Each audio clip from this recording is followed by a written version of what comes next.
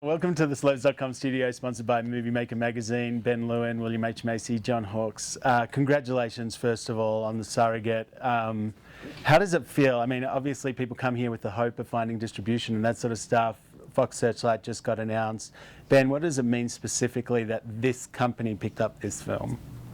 It means I've got to suddenly reinvent myself, which is a real pain in the arse at my age, I can tell you. And I'd hoped that this would be the end of the line. I'd make one decent film and they'd leave me alone. But now I'm told I've got to get up, do more stuff.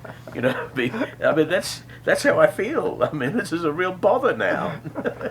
Success has its price. It's tougher than failure. Yes.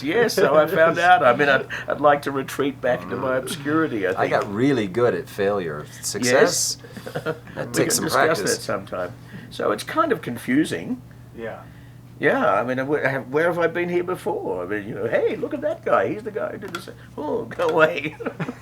John, how does it feel for you? I mean, obviously a huge standing ovation. I know just from being around you at a few Sundances that you seem like a fairly quiet guy, you know, off camera.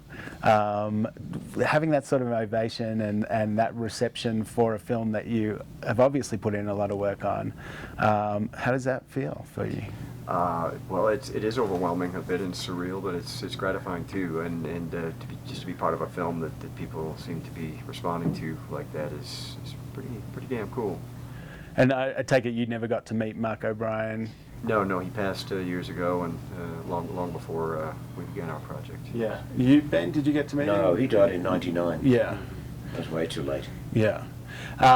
So the poet. Oh, we've got some drips going on here. Set's falling apart on the second last day of Sundance. You'd forgotten your catheter or something.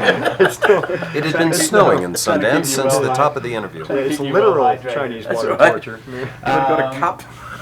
Wow.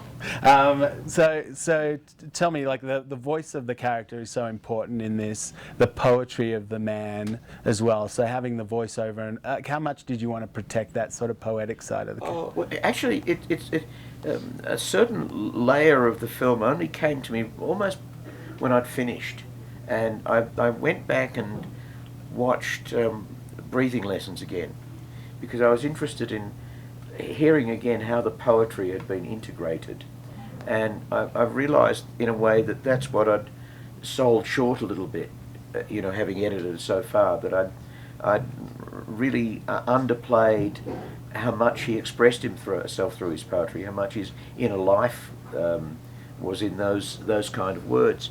And when I went back and started integrating his poetry into the film, I found it kind of came up to a different level and seemed to represent Mark, anyway in my mind, with more integrity.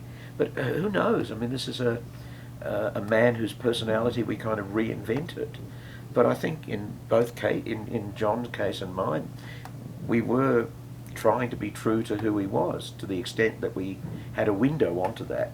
Yeah. And we did. I mean, his girlfriend for the last few years of his life, Susan, was for me a kind of soulmate anyway. I mean, felt that she would always put her finger on anything I was doing wrong or doing right. Susan Fernbach. Yeah. And you know, there was poetry in the script, but it was there. But I think it's wonderful that you expanded that.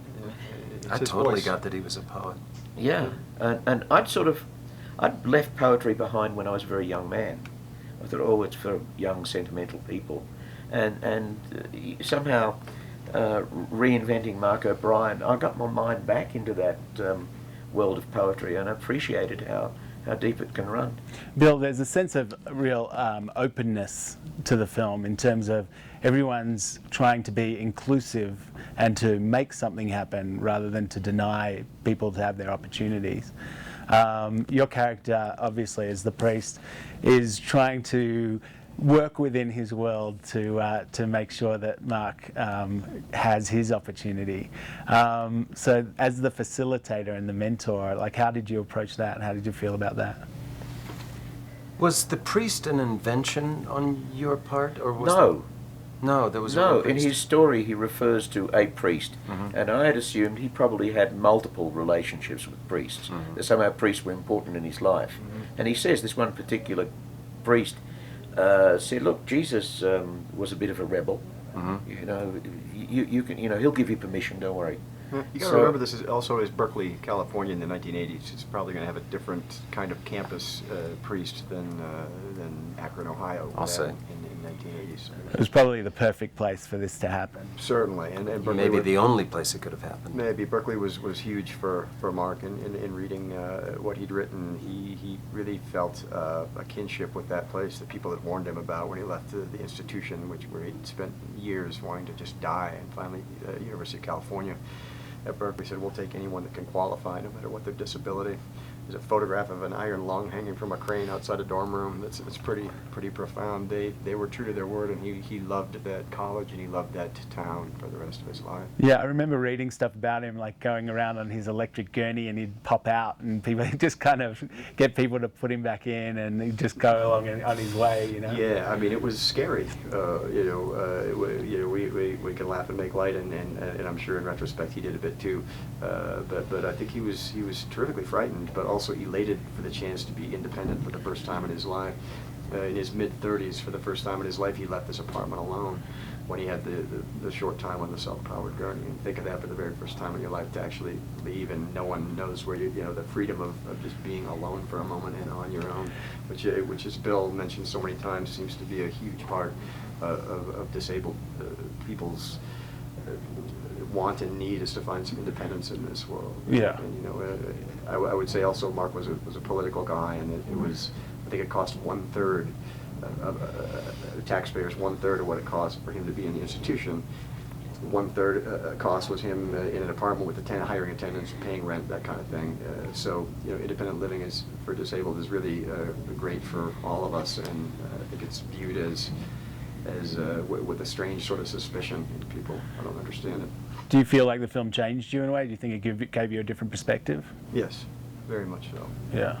Is that something you look for when you're taking on projects now? Like, that's...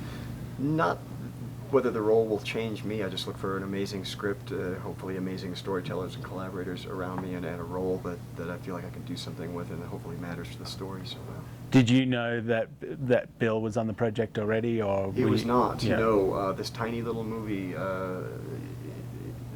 quite low budget, as I understand it, and quite kind of unknown, attracted the amazing. John was the first. John was the first to be on the cast. Yeah, I mean, Bill, Helen Hunt, Adam Arkin, Robin Weigert, Rhea Earl Brown, Perlman. Rusty Schwimmer down the line, just attracted a bunch of actors that I dearly love, and some I'd worked with and some I'd had hoped to for so many years, and this movie brought that to us. It's great. What I also like is the last couple of characters we've seen you in on film have been of fewer words than Mark, and having such a voice in this character really brought. So that was his life, you know. It seemed to add a whole. Words were huge to him. Yeah. Certainly. Words. Words. Do you get excited coming up to Sundance and watching movies up here, or watching your movie up here? Like, do you still get? Is it still a thrill to be involved in things like this? It's the granddaddy of all the festivals, and I run into pals. The streets are just crowded with film aficionados. It is very exciting. And I've been here with dogs, and I've been here with winners. Winners is better. Yeah, I'm sure. Well, thanks for spending a few minutes with us. I really appreciate you stopping by. Thank you. Congratulations on the success of the movie this far, and I look forward to seeing it over the next year everywhere. I hope so. Yeah. Thanks. Cheers. Congratulations. They breed nice people in Melbourne, don't they? They do. Yeah, look, It's a well-mannered yeah. bunch. You talk funny, but other than that, They live just round the corner from my mother. Oh, I love it. Yeah, probably helped her across the street a couple of times.